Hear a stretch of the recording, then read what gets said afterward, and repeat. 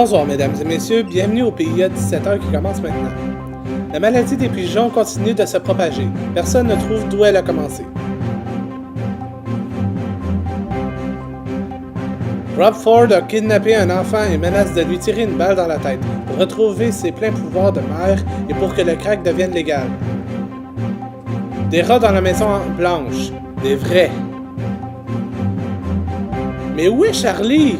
Les autorités sont encore à la recherche de l'ennemi numéro 1 de la ville. Le premier ministre du Canada est retrouvé mort dans sa chambre d'hôtel. Personne ne sait ce qui est arrivé. Personne ne cherche non plus. Tempête de neige en Floride, les scientifiques accusent les Québécois. Une femme prise dans un ascenseur a mangé sa main et n'a malheureusement pas gardé l'autre pour demain. Massacre à Saint-Jean, des policiers répondant à un appel de détresse de l'un des voisins ont tiré sur un groupe de personnes qui étaient en train de viser avec des fusils un homme. Les policiers se sont rendus compte plus tard que ce n'était que de jeunes tournant une vidéo amateur. Le scandale de la poutine enfin éclairci. Richard Martineau a pris une volée par une vingtaine de musulmans dans la rue devant son bureau.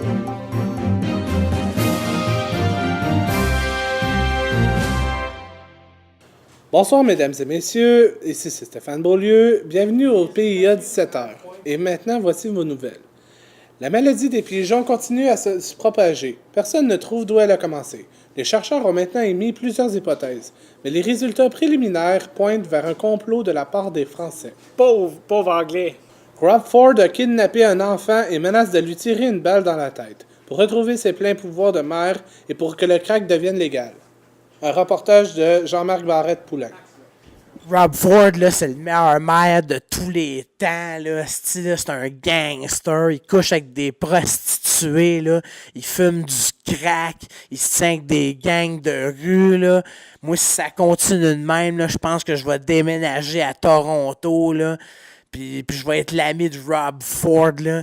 Puis Rob Ford, il devrait être ami avec l'autre gars, là, l'autre politicien ontarien, là, qui s'appelle Grant Crack.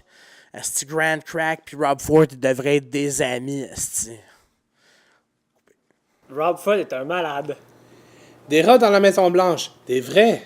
Les rats ont été commandés par erreur alors que le fils du président voulait recevoir une souris d'ordinateur. Il s'est retrouvé avec des rats vivants.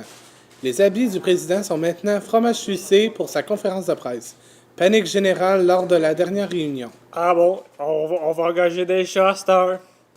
Mais où est Charlie? Les autorités sont encore à la recherche de l'ennemi numéro 1 de la ville. On l'aurait aperçu dans cette image. On tient à préciser qu'il a tendance à défier les observateurs, même les plus coriaces, qui tentent de le repérer. J'espère que sa tuque est toujours sur lui. Le premier ministre du Canada retrouvé mort dans sa chambre d'hôtel. Personne ne sait ce qui est arrivé. Personne ne cherche non plus, d'ailleurs. Disons qu'après seulement 24 heures, l'intérêt des bénévoles était vraiment nul. Seul indice, un chapeau rouge et blanc. Tous ceux qui ont des informations à ce sujet sont priés de communiquer avec la police le plus tôt possible. Un chapeau rouge et blanc? Ça doit être encore Charlie. Tempête de neige en Floride. Les scientifiques accusent les Québécois. Ça a l'air qu'ils connaissent pas ça, les Floridiens. Un petit commentaire, mon cher Jean-Marc? Bon, ben, ça a bien l'air que les Américains n'ont pas encore compris qu'il faut réduire nos tonnes de CO2. T'sais. La planète est débalancée, c'est le réchauffement climatique. Merci, Jean-Marc. Une femme prise dans un ascenseur a mangé sa main et n'a malheureusement pas gardé l'autre pour demain.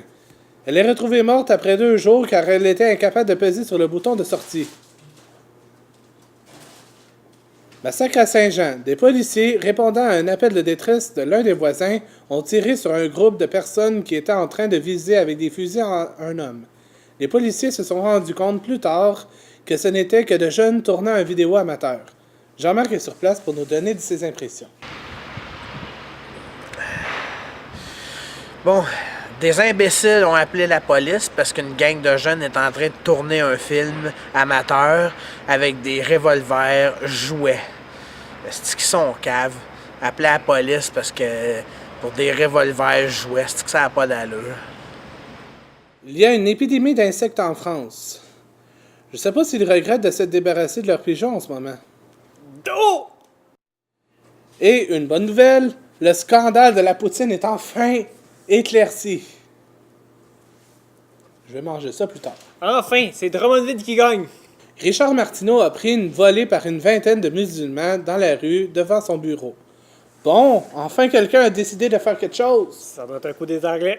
Il aurait dû se faire battre par de multiples religions, par du monde de confessions, de multiples confessions religieuses. Merci Jean-Marc. Et sur ce, bonsoir, bon appétit.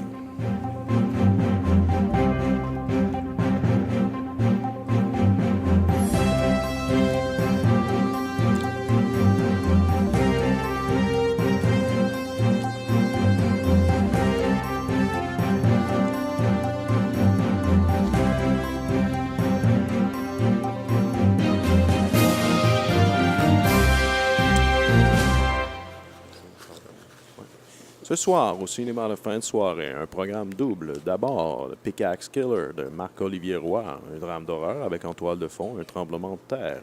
Et finalement, Capoté de Jean-Marc Barrette-Poulain qui retrace l'ascension d'un fumeur de crack dans le monde des gangs de rue.